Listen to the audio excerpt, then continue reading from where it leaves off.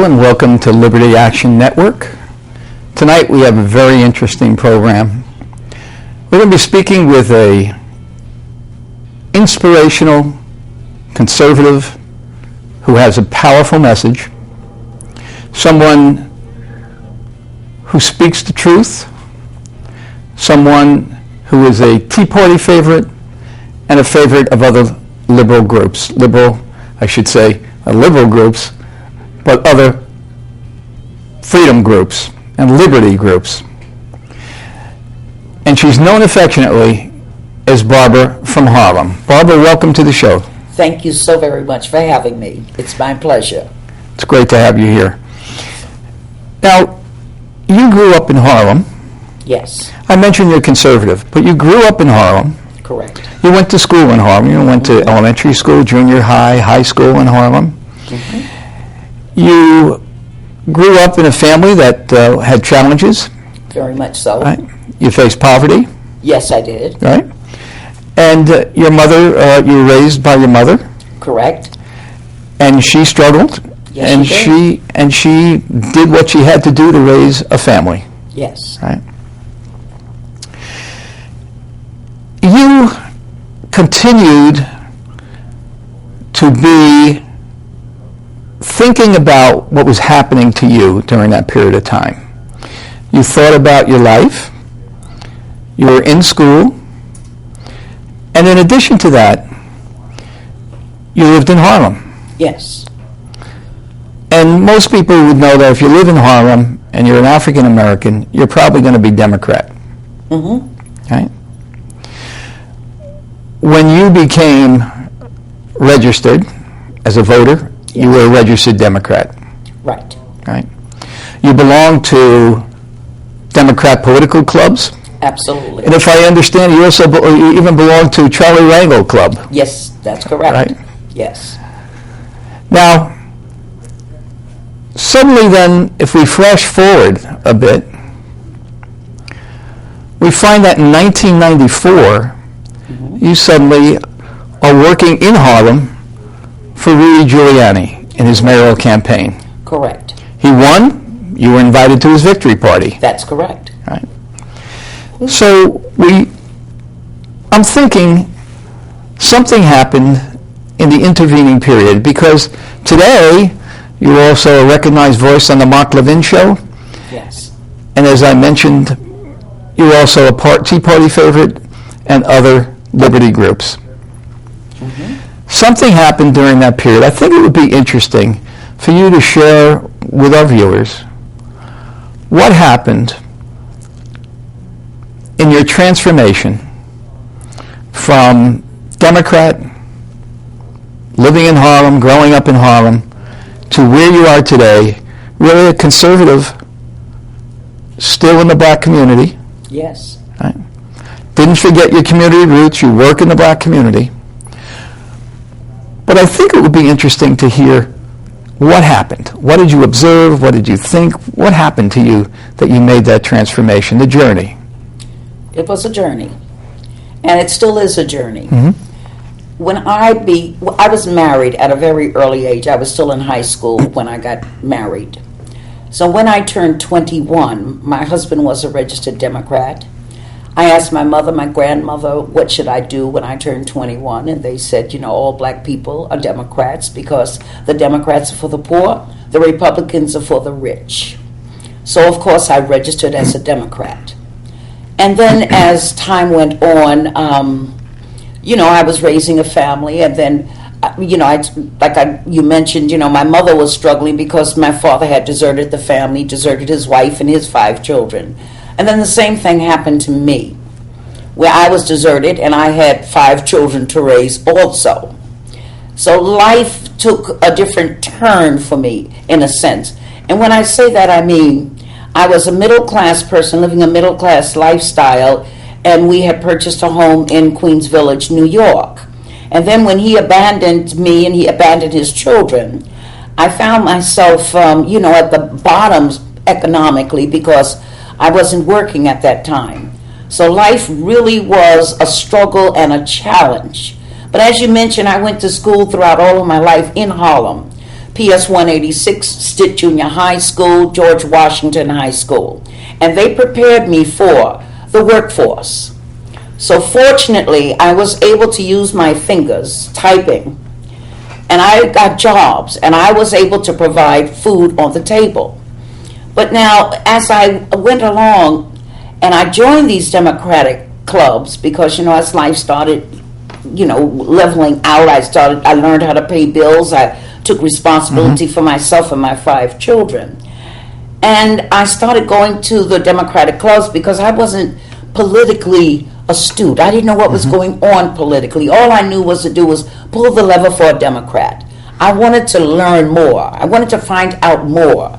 So that's why I joined these clubs, and I was a member with the Charlie Rangel Club and this club and that club. And I would hear at the meetings that you can't make it because you're black. You have to vote for us because we'll take care of you. The Republicans are not going to do anything but keep you poor. The rich get richer and the poor get poorer with the Republicans in charge. So I heard this over and over again. But then when I thought about my own life, it wasn't the Republicans that made me poor. It was a husband that abandoned me and abandoned his children that made me poor. But I listened to the messages. But I realized I made a bad choice in choosing him as a husband, and that's what happened. It wasn't the system, it wasn't the Republicans, it wasn't because I was black. It was because I had 5 mouths to feed. And I didn't want to take my children, I didn't want to force any man to take care of his own children. Because as a child, I remember going to court and the judge asking me, a little girl, who do you want to live with, your father or your mother? And I promised God I'd never have my children to go to a court and a judge would ask them that. So I didn't even sue him for child support, stupidly. But I worked. I may have had to work a full-time and a part-time job, and many times I did. I recycled. I collected cans. I used coupons. It wasn't the white man that made me poor or caused my children to suffer. But in the Democrat Club, that's all you hear. We're the ones who are going to save you. We're the ones who are going to do this and do that. But they don't mention that you need to work. You have to have a work ethic. Fortunately, I always saw my mother working. And even though my father abandoned the family, he was an entrepreneur when people didn't even know how to spell the word. I've never known my father to work for anyone. Then when we would go down south and be with my grandmother was a hairdresser. My grandfather had his own sanitation business. And he was also the sheriff or a police officer, second black police officer in a little town in Florida. So I grew up around people who worked. And that was an asset. What's so sad is when children grow up around people who don't work. And they don't know how rewarding it can be. See, I had to work. I could have gotten more by going on welfare. But I didn't see my mother on welfare. I didn't see my grandmother on welfare. And I didn't want to go on welfare. So I worked. You had some very strong role models. Thank God. Yeah. Yes. Yeah. And Yes. it sounds like they gave you the inspiration, the courage, the persistence, the strength, and you took it from there. Well, yes, you're right. I mean, I watched their example. They didn't sit down and say, in life you made this or that, which I think parents should do. So maybe they didn't know how to do that. But I watched them. I watched them working. I watched my mother working. My mother did here, and she worked at Rockland State Hospital. And then all that work, and a lot of times we had to, let's say, be in the street a lot of times. So I'm from the street, you know what I mean? And but we had to survive because my mother had to work. So that's your foundation? Yes. What happened then that you started to challenge the thinking, the Democrat liberal thinking? What happened? I kept hearing the same message over and over. The white man was responsible. The white man's going to hold you back. Vote for us. We look out for black people. We're going to make sure you have this. We're going to make sure you have that. And I had a background in the church also. So other messages were in my head: love your neighbor. Then Dr. King, it's the content of the character, not the color of the skin. So when I'm hearing these racist messages, they didn't sit too well with me. But I had to be quiet, go along with what they were saying, because I was part of the club. But I couldn't believe all of that. I would even hear it in the church, in some of the churches I attended. You know, we can do all things through Christ, but the white man's going to hold you back. Election time, the pulpit is full of Democrats. At the 11 a.m. service, full of them. And the same message: vote for us because we can help you. So how did you break through that? What happened? What happened? Your awakening, your awareness. There were quite a few things. Number one, I don't know how to put them in sequential order. My daughter, Bibi Diamond, listened to Rush Limbaugh. She introduced me to him. But also Dr. D. James Kennedy was a televangelist. Truths That Transform is his program. Well, he's deceased now. And he had a program called Take Your Community Back for Christ. And this was back in the 80s, I think, or whatever. I sent for that. Then I listened to another a theologian, Dr. R.C. Sproul. And he had a teaching on the Christian worldview and the worldview, secular worldview. So I'm listening to these tapes because I'm not hearing this stuff in church. And these things started going into me. Then with the O.J. Simpson trial, and after he was acquitted, I was at the church that I attended on 128th Street in Harlem, and I heard people who I went to church with say, it's about time a black person got away with something. And that almost floored me. Because as human beings, we're supposed to be concerned about people regardless of the color of their skin. And I said to one of them, I said, suppose Nicole was your daughter. Suppose Ron Goodman was your son. Would you be saying that? I thought that was so cold and callous. So in my personhood, I was having problems. Things were not sitting well with me. I was there when Hillary was, and see what I did that with Giuliani. I kept my face away from the cameras when they had the cameras going around, because I was still in the Democrat club. You know? So that was like an undercover mission. We even gave a luncheon for his wife at that time. Right there in Harlem on 7th Avenue at the Waffles, Chicken and Waffles place. But I didn't broadcast that, what I was doing. Right. But I just didn't feel good within myself, within my personhood. Something was wrong. I don't believe in disliking people because of the color of their skin. I don't want a human being who bleeds and is going to die like I am to tell me that I have to put all my hope and trust in them. And I knew from experience, if I worked, even with 5 children, I could get a car. I got another house. Now, I may not have gotten my nails done, or I may not have had the latest fashion. I may have gone to the secondhand store to buy clothes, but I had a house with a swimming pool. Okay? A car. We had food on the table. Washing machine. But I worked. And I worked. So when they were telling me you can't make it, I knew it was a lie. Then I even started a beauty supply business. And I take my children around while I put the supplies in the stores. And one weekend we were going to go someplace, and I said, well, let's just put the stuff in the stores. We put the stuff in the stores, and I got $1,100 cash, and I let the children see it. And then we went on about our trip. Now, Yeah. how did you start to become more politically active and start to do your speaking at various groups? How did that happen? That started with the Tea Party movement. When they had the first Tea Party in Washington, I didn't know anyone. But when I heard about it, I told my daughter, we have to go. And we jumped in the car and we drove down to Washington. And they were the nicest people you ever want to meet. For some people to say they were racist, no. And you can tell I'm black.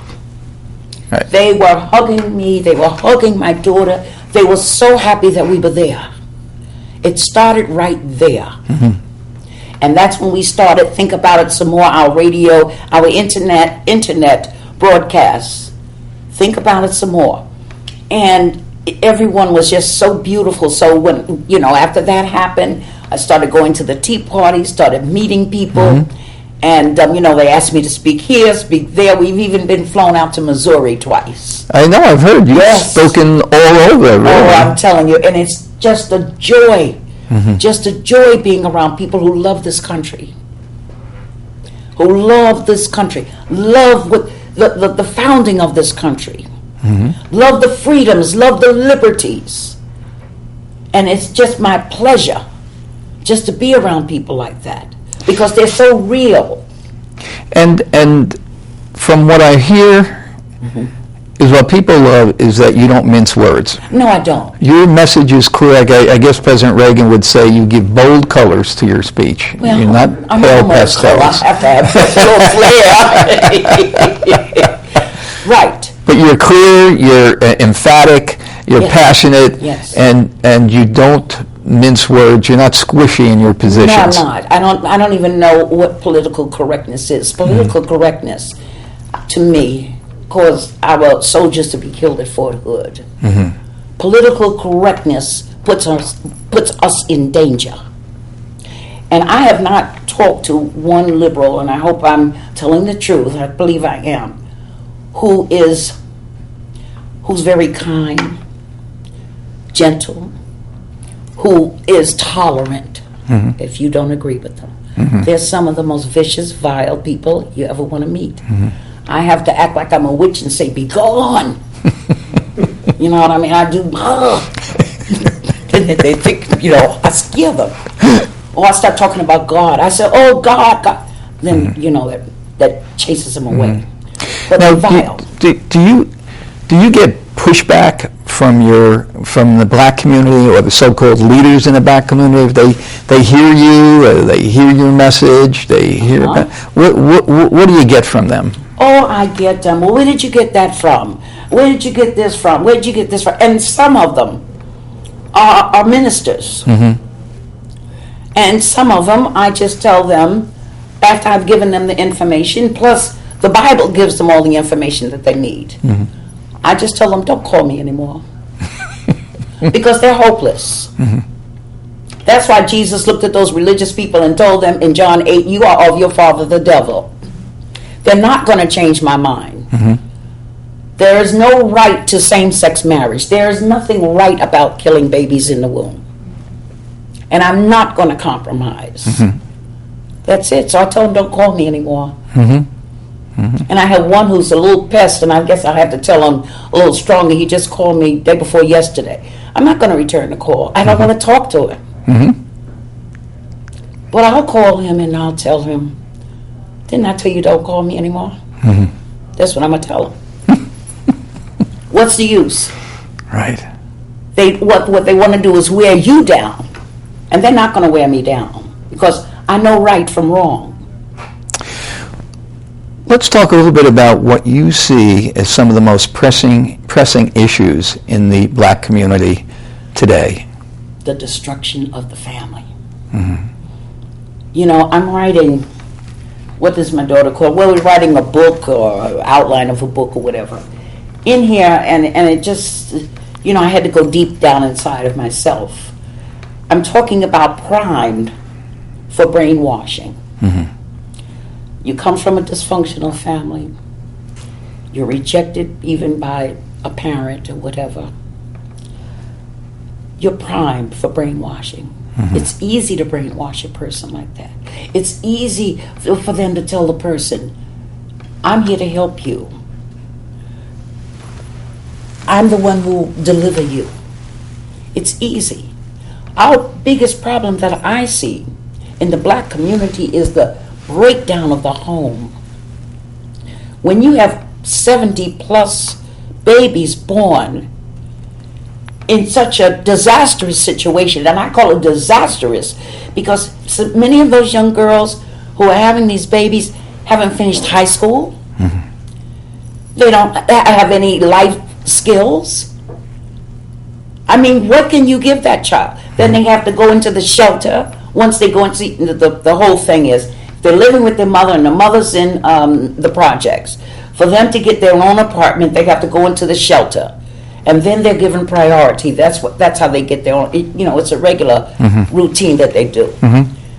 But why should your life have to go through all of that trauma?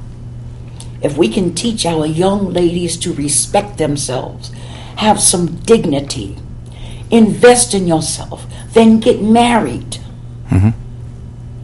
I probably wouldn't have had to struggle and work in a cabinet making factory. I worked in building little toy cars before I started working for attorneys, when I couldn't find a job. I may not have had to do that if I had postponed getting married and finished my education. So we can tell these young ladies, you have a lifetime to do some of these other things. Invest in yourself, just in case. You'll have a backup. Is the black community, or I should say the black church, engaged in this effort to prevent babies having babies? Sweetheart. I'm sorry to call you sweetheart, but I use the term a lot. I am so devastated with the black church now. The black church right after slavery used to be the pillar of support for the black family. I was at a church on March the 2nd, I think it was, first Sunday in March. And he said they have a program for single mothers. And he was up there. And if anybody has a problem with it, I want to see their marriage license. I want to see. In other words, they don't even want you to talk about. Listen, sweetheart, you've had one baby. Don't do it again. Wait until you get some more education and get married. They don't want you to say stuff like that. He's the preacher's up there saying, if anybody doesn't like it, show me where you got married and show. That's not what you should do. If I had children out of wedlock, I would tell a young lady, this is what I experienced because I didn't prepare. The rejection, the this, the that. You don't have to make the same mistake I made. What do you see as the reasoning behind that reluctance to educate and to address that issue, the single mom issue? Well, some people may get offended by this, but too many of our churches, I believe, have become centers of entertainment. And they want you to feel good without ever even trying to be good. Is clap your hands, stomp your feet, and turn to your neighbor. I got so sick of that, I went to one service. The woman who was sitting next to me, I said, I might as well not turn around because he's going to tell me to turn to you again. I was just like this. I was so worn out because it's so silly. Give us the word. They don't teach morality. They avoid those things. They avoid the word sin. They avoid the word repentance. Now, if most of the black people who went to church can vote for same-sex marriage, what does that tell you? What are they teaching? Okay. Yeah. I was so, I have a Christian talk radio. I was so happy prior to the election, I had at least 5 people, and they were black from the sound of their voices, to say thank you for saying that. I'm going to change my vote this time, and they were Democrats. But they had to say that undercover. They called me on the phone. They called you on the phone, yeah. They got the number off the radio station and called me. And I just said, thank you. But and give me your money. That's what a lot of the churches are, If you love me, you'll empty out your pockets. Why don't they empty out their pockets and give the people their money? Yeah. I've gone to some churches where it says, 10 of you have a $20 bill for me, and have them all stand up. I was the only one in the audience. I wouldn't give them a dime.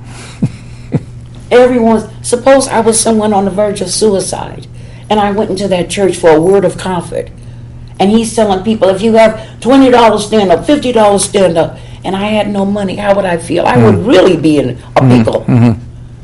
So Yeah. I'm trying to find, and that church I went to the first week in March, at the end of the sermon, you know what he said? Now y'all have to watch the other party because they're trying to take the black vote away from you. I heard this with my own ears, and to keep from screaming, I jumped up and walked out. My daughter said, Mama, don't do that. I couldn't stay. Right. A blatant lie. I heard with these 2 ears. So that's what's going on. And I visited a lot of churches, and I visit a lot of churches just to see. And prior to elections and all of that, I make sure I make the rounds and forget it. You have a couple of projects Yes. that you're working on right now. Tell us a little bit about that.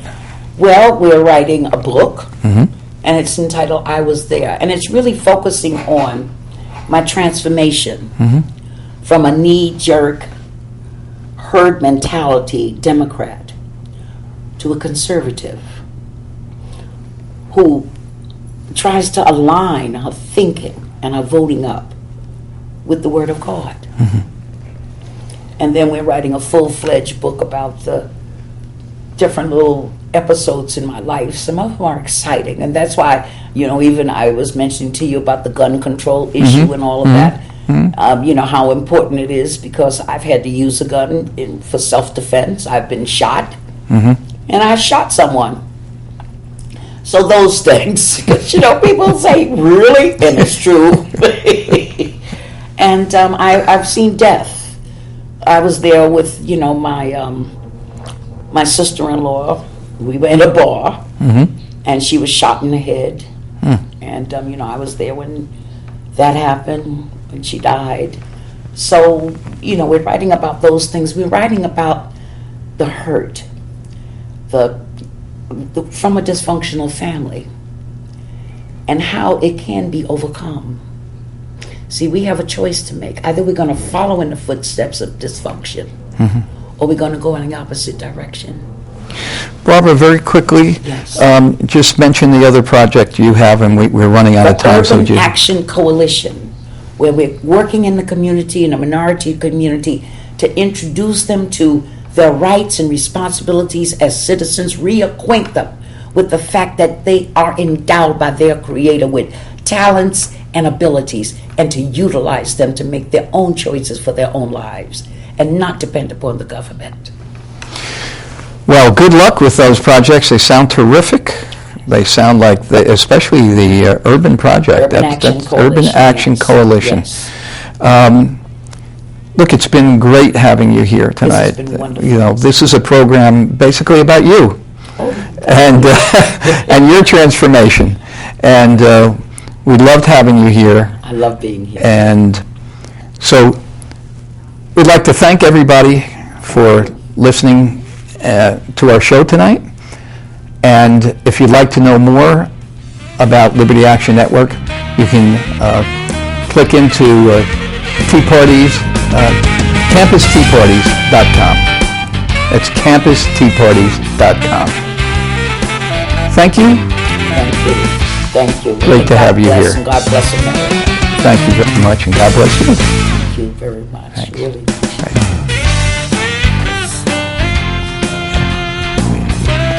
You had enough rope to go and get yourself going.